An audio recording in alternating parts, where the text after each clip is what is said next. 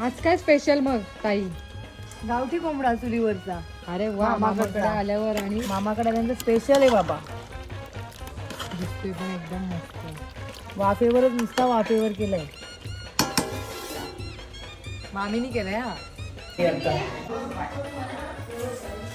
इकडे काय चाललंय मग? मामी काय बनवलंय आज? बकऱ्याचे पाय बनवले आहेत. वा मस्त.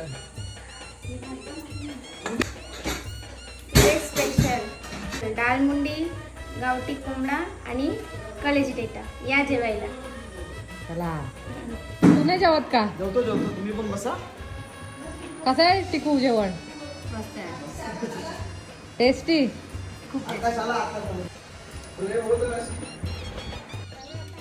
ही आहे आमची सगळी खारबावची फॅमिली.